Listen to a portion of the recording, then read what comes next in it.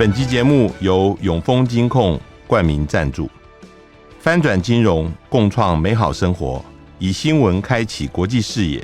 永丰金控与您一同掌握全球脉动。大家好，欢迎收听联合开炮，我是郭崇伦。这个礼拜我们要放一段我跟芝加哥大学教授米尔斯海默的访谈。米尔斯海默是来台湾参加2023国际地缘政治高峰论坛。我在9月5号的时候晚上10点钟，也就是芝加哥时间早上9点，我用连线访问了米尔斯海默。这是我跟他大概第4次的访谈了。之前我们也播过他的新书的访谈，不过这一次我的问题是从乌克兰战争谈到他对于现在台湾的地缘政治的看法。首先我问他他在一篇文章，最近的一篇文章Bound to lose 必然会战败，翻译成这个样子，他提到了乌克兰战争，美国支持的基辅政府必然会输。为什么他会这样子觉得？他的回答是这样子的。I think there's no question that the counteroffensive that Ukraine launched on June 4th has failed. We are now into the 4th month of the counteroffensive, and the Ukrainian army has not even reached the first line of defense of the Russian army, right? They're still fighting in this area called the gray zone. And at the same time, the Ukrainians have suffered enormous casualties, both in terms of human costs and in terms of material. And there I'm talking about tanks, armored fighting vehicles, and artillery. So the plan to split the Russian army in half has completely failed.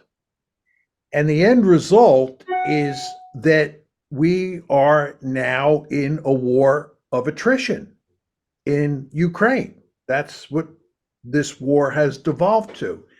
And in a war of attrition, the Ukrainians cannot win because the Ukrainians are outnumbered in terms of manpower, and they are outnumbered in terms of equipment, especially artillery, which really matters in a war of attrition.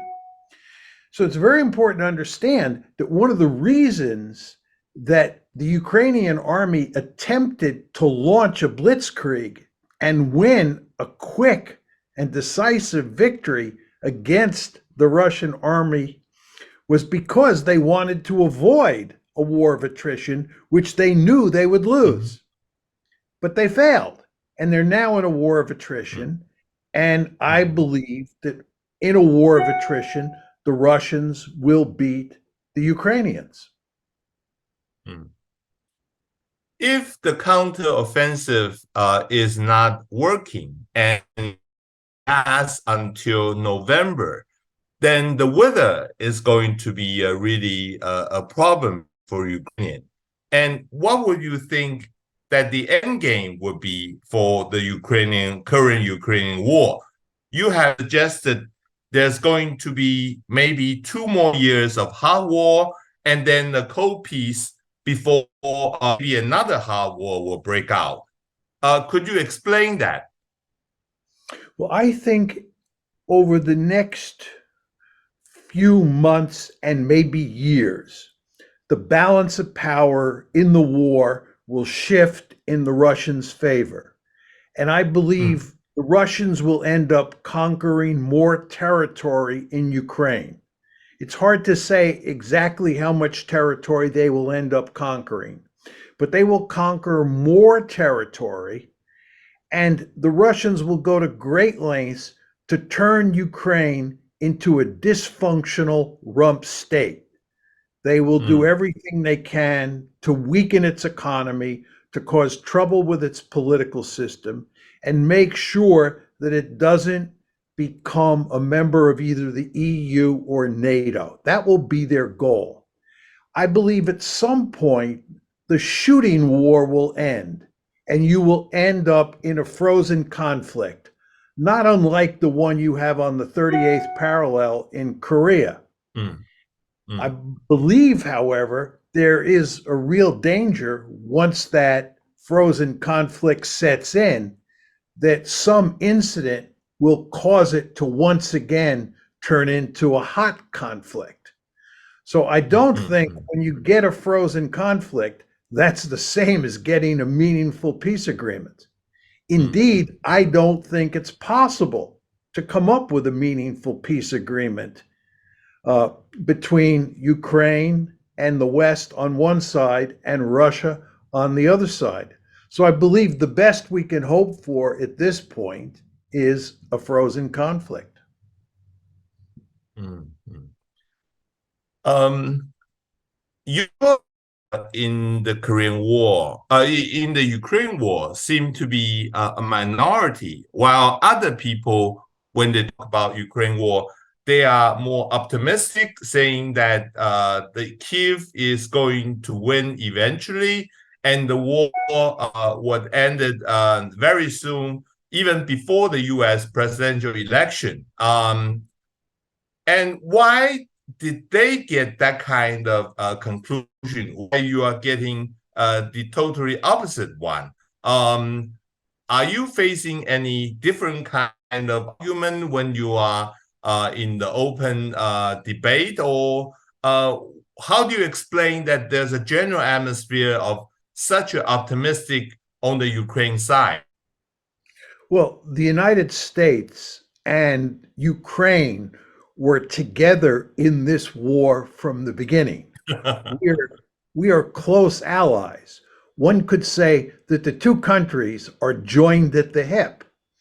And the end result is the foreign policy establishment in the United States, and this includes the mainstream media, became deeply committed to making sure that Ukraine won the war.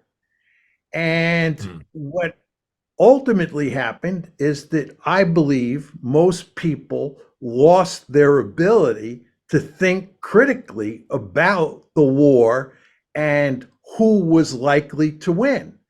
What you found in the West is that almost everybody became a cheerleader for the Ukrainians.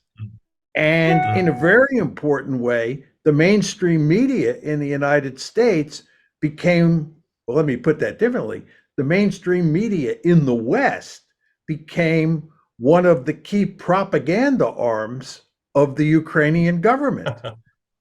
So what happened here in the West is that almost everybody tried to paint a positive picture of what was going on in the war.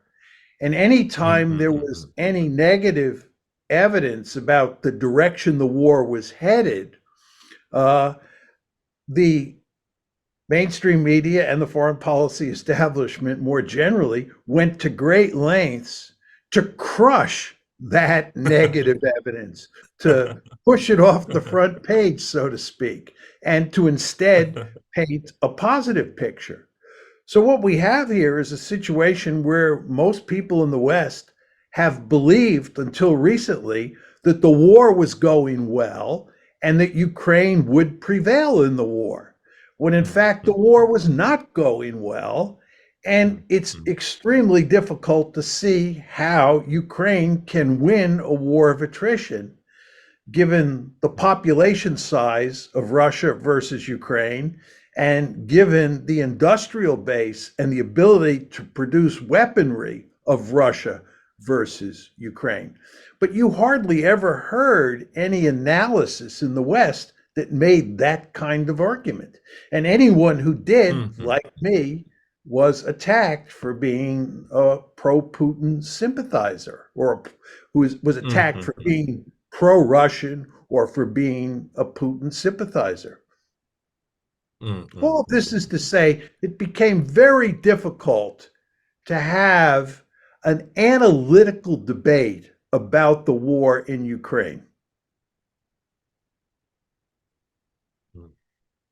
I like to bring the issue of Taiwan relating with Ukraine, because the conventional wisdom seems to suggest that Ukraine today, Taiwan tomorrow, that China is going to do to Taiwan exactly what the Russian had done to the Ukraine. The West would have no option but to come to Taiwan's aid and help defend against the Chinese attack. What is wrong with this narrative, or to appreciate that kind of narrative? Well, I think it is highly unlikely that China will attack Taiwan in the foreseeable future. And I think the reason is that militarily, it would be extremely difficult for China to conquer Taiwan. It would be extremely difficult for China to take back Taiwan with military force. It's a fundamentally different situation than the Russian invasion of Ukraine. Now, you're asking yourself, what exactly do I mean? First of all, the United States will come to the defense of Taiwan. The United States is not willing to fight and die in Ukraine.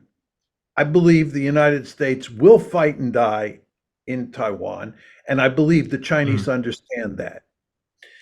Second of all, for the Chinese to attack Taiwan, they have to cross a large body of water. And amphibious operations are the most difficult, or are among the most difficult military operations in the world. In the Russian case, it was very easy to invade Ukraine. It's basically a flat plain. And Ukraine has large borders or long borders that are easy to cut it into or to cross. Ukraine has long borders that are easy to cross. The exact opposite is the case with Taiwan. China would have an extremely difficult time getting to the beaches in Taiwan because of the stopping power of water.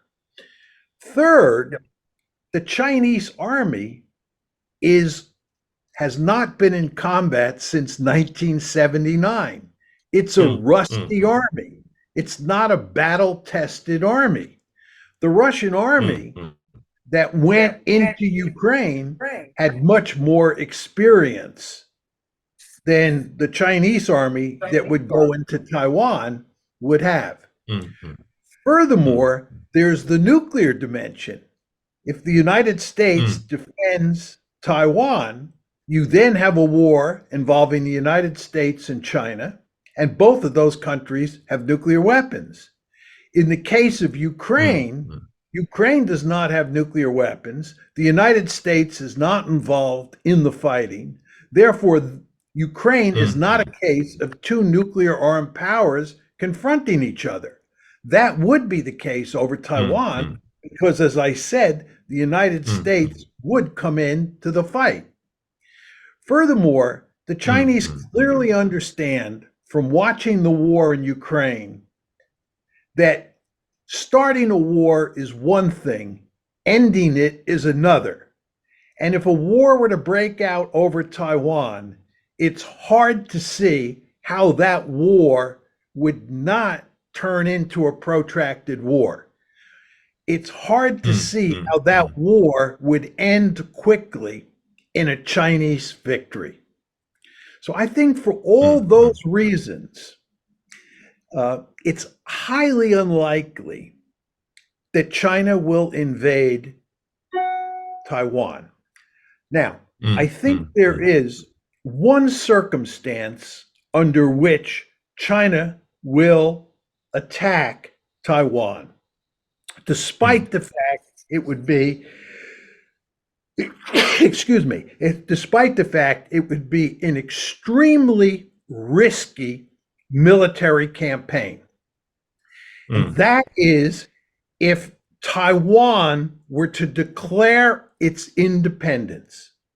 If there was evidence that Taiwan was moving towards independence, and certainly if there was evidence that the United States accepted that political move, I believe Chinese would then be willing to risk a war that they might not win because of the political imperative to prevent Taiwan from becoming an independent and sovereign state.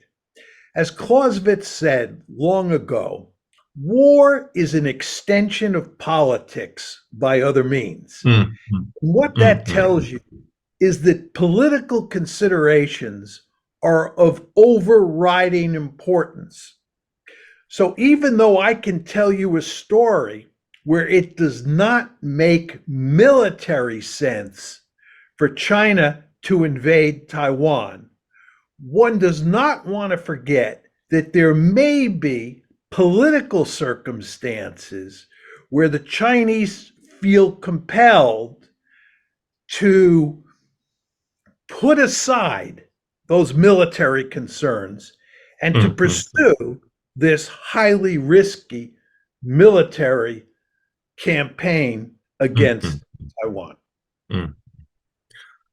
I agree most of what you said, but on the first point, there is a somewhat disagreement within Taiwanese, is that whether the US will come to defend Taiwan.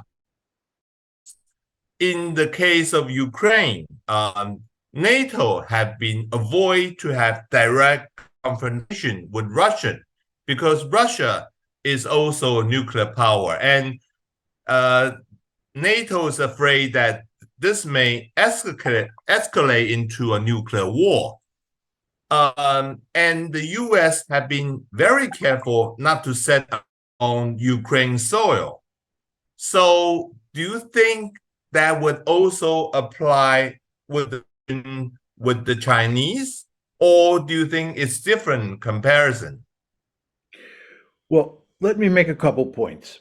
First of all, I think the Americans have made it quite clear that they would defend Taiwan. Second, the United States has powerful strategic reasons for defending Taiwan. Taiwan's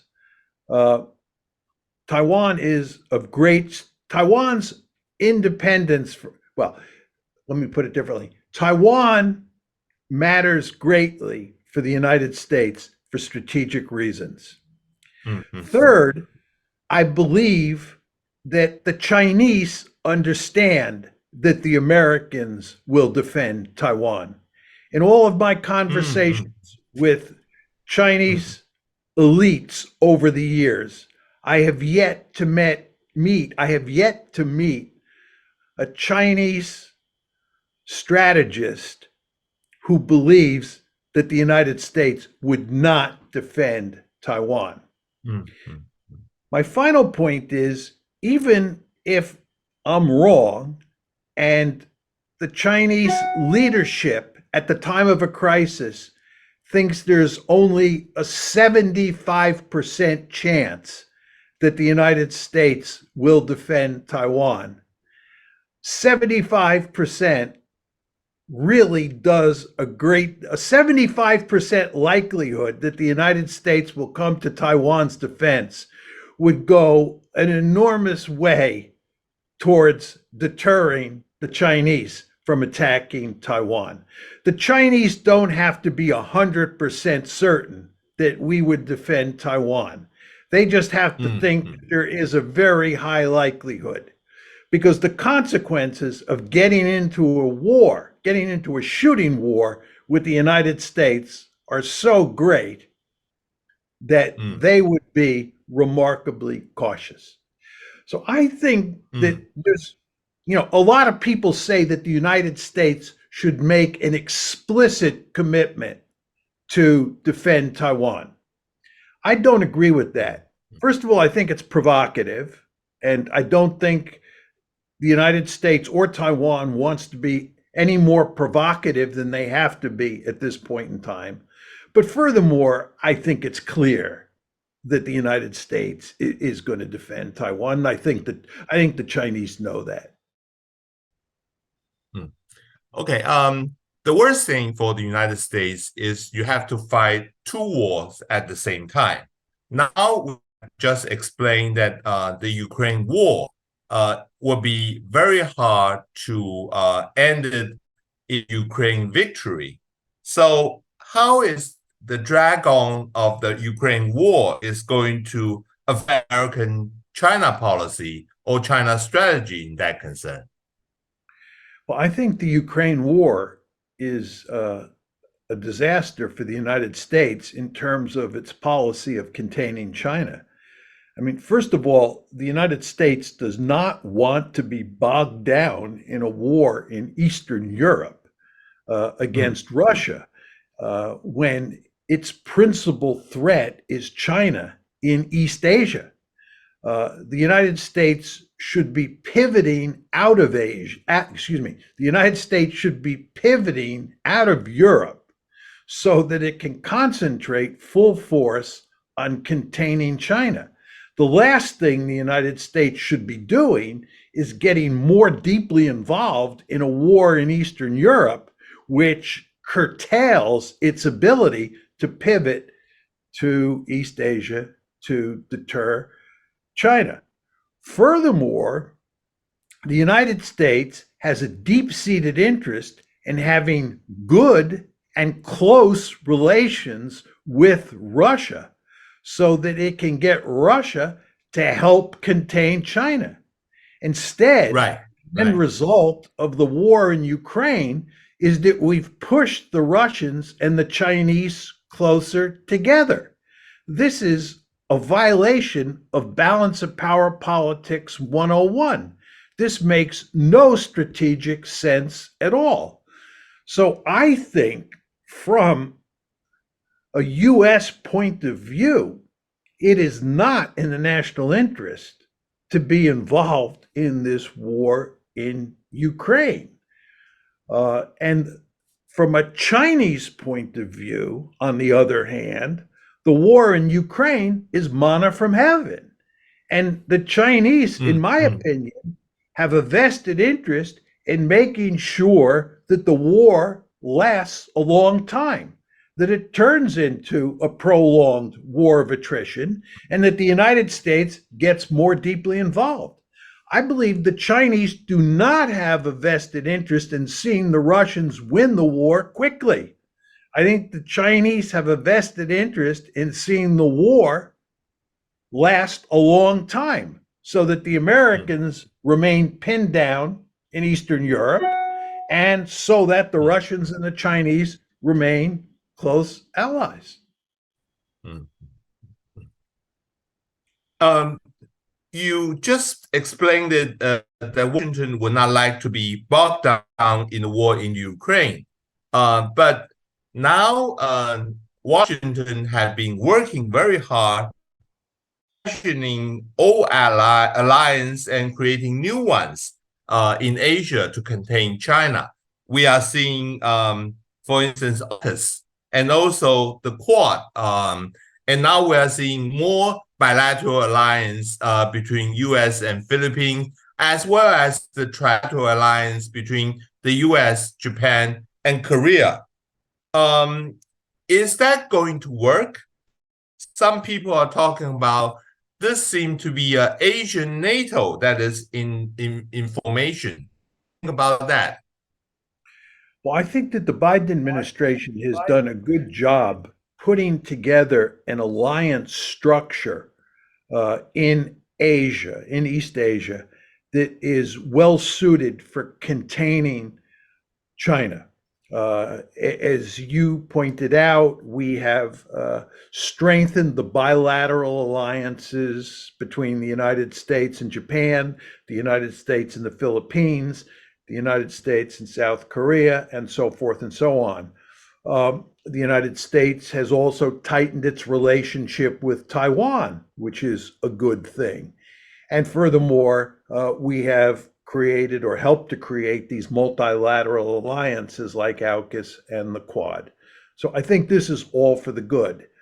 But it is important to emphasize that you're not going to get a NATO equivalent in East Asia. And the reason is largely for geographical reasons. In the Cold War, the conflict between the Soviet Union and its allies on one side, and the Americans and its allies on the other side, was focused on Central Europe. This is a result of how World War II ended and how Germany was divided. So you had a situation where the Warsaw Pact and NATO were eyeball to eyeball on the inter-German border. And it was therefore easy for the United States to put together an alliance, and here we're talking about NATO, of course, that was concentrated in large part on the Central Front and was mainly concerned with fighting a war against the Warsaw Pact in the heart of Europe.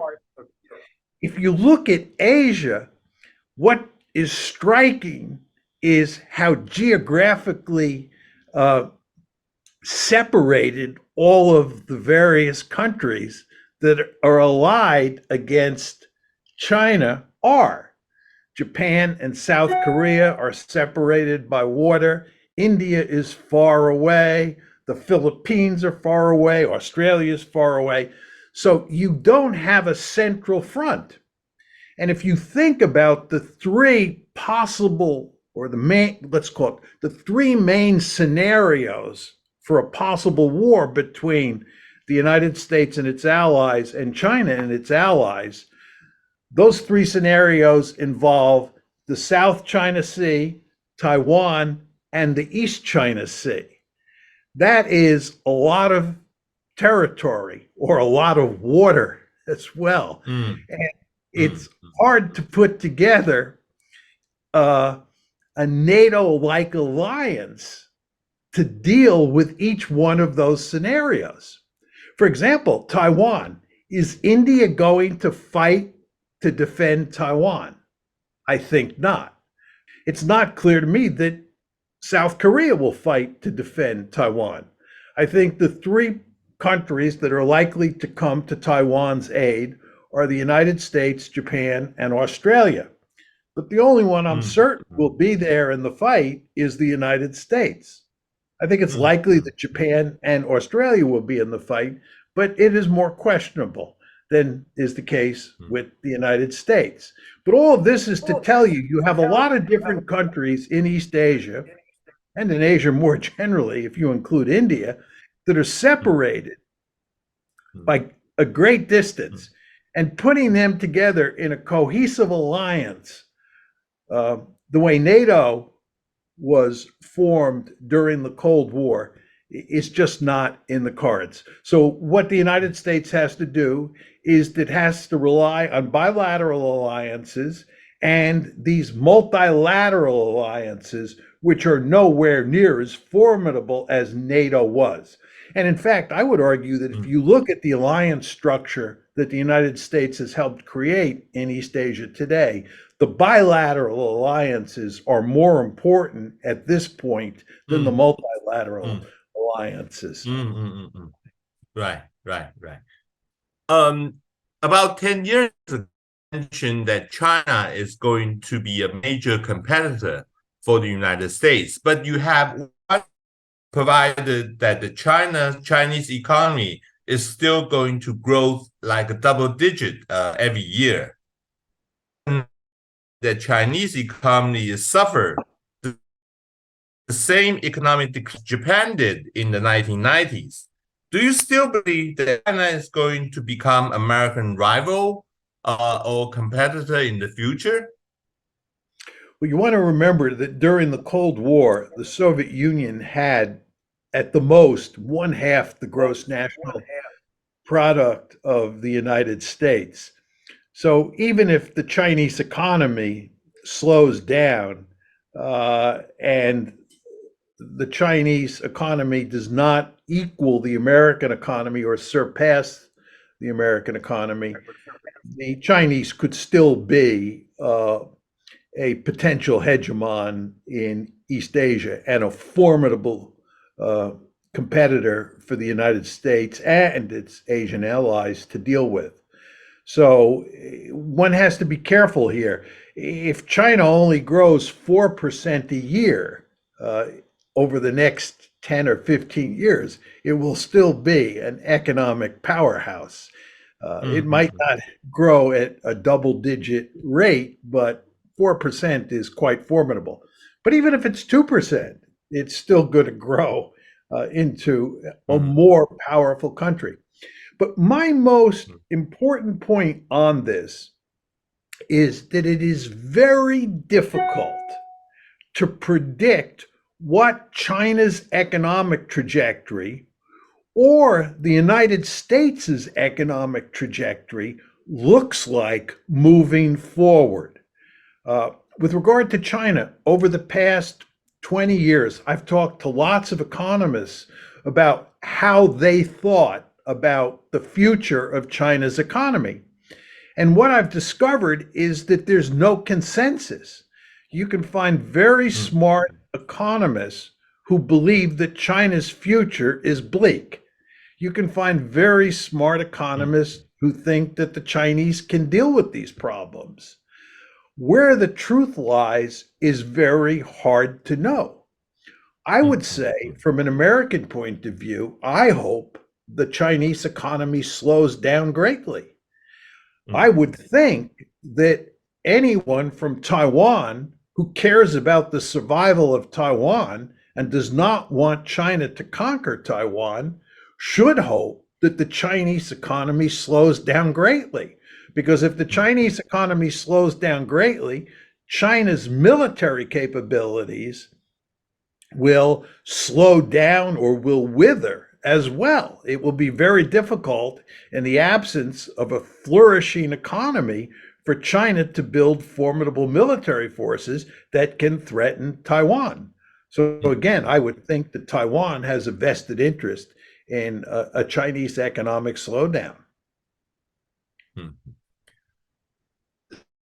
Now the Taiwan defense structure is underwent overhaul, and a lot of people have suggested that we should design according to asymmetrical warfare. And what would your suggestion is going to be? I mean, is it we should proceed with that asymmetrical warfare design, or we should develop some of the counter measures weapons like mid-range missiles or even submarines, something like that? Well, I think what the Taiwanese should do is they should develop a set of military capabilities that maximize their ability to thwart a Chinese invasion. And I think what the Taiwanese should do is they should work closely with the Americans to coordinate their efforts so that Taiwanese military capabilities end up complementing American military capabilities for dealing with Taiwan. Because in the end, what you want to do here is you want to develop the capabilities that will deter China from thinking about attacking and trying to conquer Taiwan.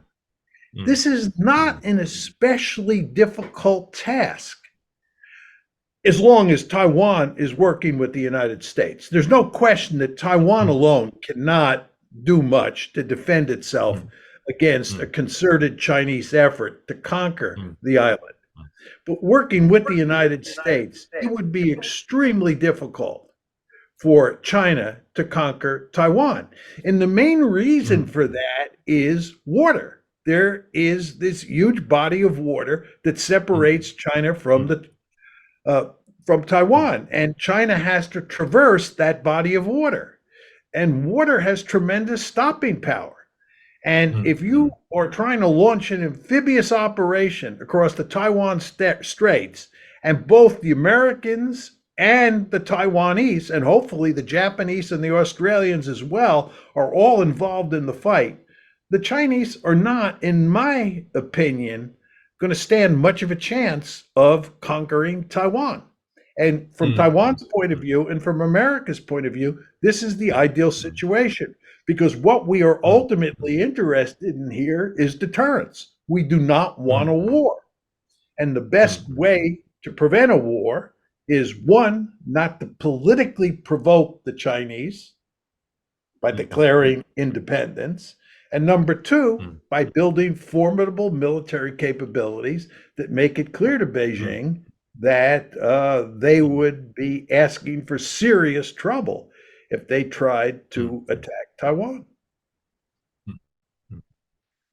As you know, there's a presidential election campaign going on in Taiwan. And one of the issues in debate is that should Taiwan engage in a political dialogue between Taipei and Beijing? From a realist point of view, do you think that's a good idea, or do you think that would ease some of the tension between Taiwan and China right now? I think it would be a good idea for Taiwan to engage diplomatically with Beijing. I think it would be a good idea for the United States to engage diplomatically. I think, as I've tried to emphasize here, it's very important that Taiwan not provoke China politically. In other words, it's very important that the two sides talk to each other and that the Taiwanese do everything to give the impression that they do not want to provoke China, that they want to live side by side. And I think the Americans have a vested interest in not provoking a war with China as well. So there is a role for diplomacy here. But, and this is an important but, it is important to understand that the relationship between Taiwan and China is fundamentally a competitive relationship, and that is never going to change, because China is deeply committed to getting Taiwan back, and Taiwan is interested in not allowing that to happen. And the end result is Taiwan and China are going to have hostile relations for the foreseeable future. But nevertheless, it still makes sense not to exacerbate tensions between Beijing and Taiwan, and instead do everything to ameliorate them. Again, there are limits to what you can do. And the same thing is true with the United States and China. This is a fundamentally competitive relationship. The United States views China as a peer competitor that might try to dominate all of Asia. It might try to be a regional hegemon. This is categorically unacceptable to the United States. So you have this situation where these two countries are at loggerheads. They are adversaries. And that situation is not going to change unless either the Chinese economy or the American economy crashes. And we don't think that's going to happen. So you have these two gorillas, China and the United States, who are mortal enemies. But given that we live in a nuclear world, and given that we don't want a war between China and the United States, like Taiwan, has a vested interest in doing everything it can on the margins to maintain peace. But at the same time, understanding that it's imperative to deter China from trying to conquer Taiwan. It's been almost 20 years since you last visited Taiwan. Anything you are expecting to see or anything you hope to see in Taiwan this time? No, I'm looking forward to it very much, in large part because I am anxious to talk to to Taiwanese strategists and foreign policy elites and journalists about where Taiwan is today vis-a-vis China, how Taiwanese are thinking about the future, how Taiwanese are thinking about U.S.-Taiwan relations. I mean, I think there's no substitute for actually going to a country and talking to people in that particular country about how they think about the world for helping you to think more smartly about international politics. So there's a real advantage to me when I travel to places like Taiwan. And by the way, the same thing is true with China. I would love to go to China and talk to people in China about how they're thinking about the U.S.-China relationship today, how they're thinking about the South China Sea and the East China Sea, as well as Taiwan.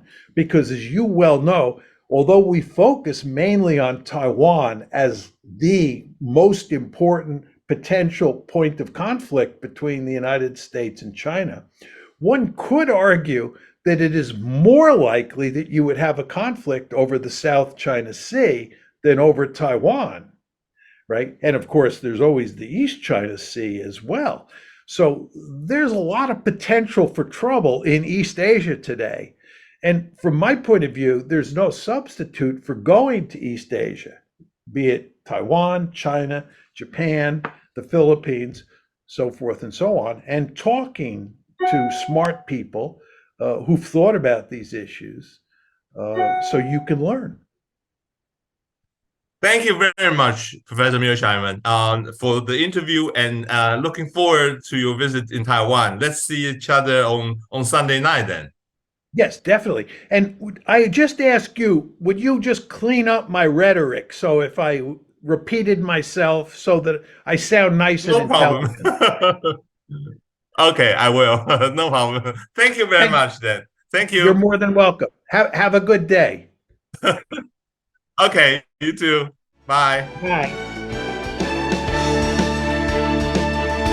上网搜寻 VIP.UDN.com 到联合报数位版看更多精彩的报道。